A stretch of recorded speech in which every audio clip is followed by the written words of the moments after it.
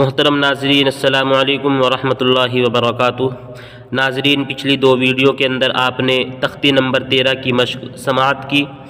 آج کی اس ویڈیو میں ہم آپ کے سامنے تشدید کا قاعدہ اور کس طریقے سے اس کو اس تختی کے اندر بیان کریں گے اور اس کے اندر کیا غلطیاں کرتے ہیں یہ پیش کریں گے۔ بسم اللہ الرحمن الرحیم۔ تشدید قاعدہ نمبر 16۔ تشدید کے 3 دندانے یا 3 شوشے ہوتے ہیں۔ تشدید والے حرف کو حرف مشدد کہتے ہیں۔ حرف مشدد کا یہ قاعدہ ہے کہ حرف مشدد 2 مرتبہ پڑھا جاتا ہے۔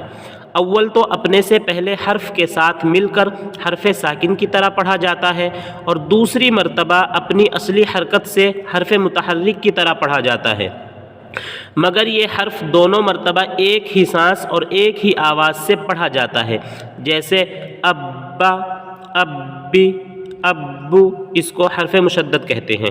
ناظرین، جیسا کہ آپ نے قاعدے کے اندر سماعت کیا کہ حرف مشدد 2 مرتبہ پڑھا جاتا ہے، ایک مرتبہ حرف ساکن کی طرح اور دوسری مرتبہ پھر اس کو پڑھتے ہیں، لیکن دونوں مرتبہ ایک ہی سانس میں پڑھا جاتا ہے، جیسے حمزہ با زبر اب، با زبر با، ابا، حمزہ با زبر اب، با زیر بی، ابی، اس انداز میں اس کو پڑھا جائے گا۔ اس کے اندر سوال جواب اس طریقے سے ہوں گے، جیسے ابا، اس کے اندر معلوم کریں گے کہ کیا قاعدہ؟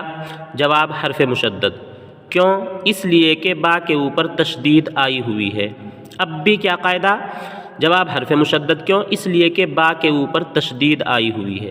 اسی طریقے سے پوری تختی میں سے کوئی سا بھی لفظ لے لیں، اسی انداز میں بتلایا جائے گا۔ ابن، کیا قاعدہ؟ حرف مشدد۔ کیوں؟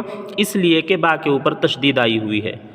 ابا، کیا قاعدہ؟ حرف مشدد۔ کیوں؟ اس لیے کہ با کے اوپر تشدید آئی ہوئی ہے۔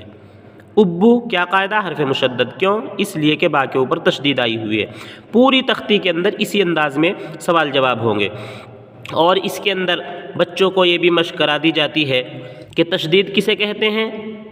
تو اس کا جواب یہ ہے کہ تشدید کے 3 دندانے یا 3 شوشے ہوتے ہیں۔ یہ چھوٹی سی جو بنی ہوئی ہے، اس کے 3 دندانے کہہ لیے جائیں یا 3 شوشے۔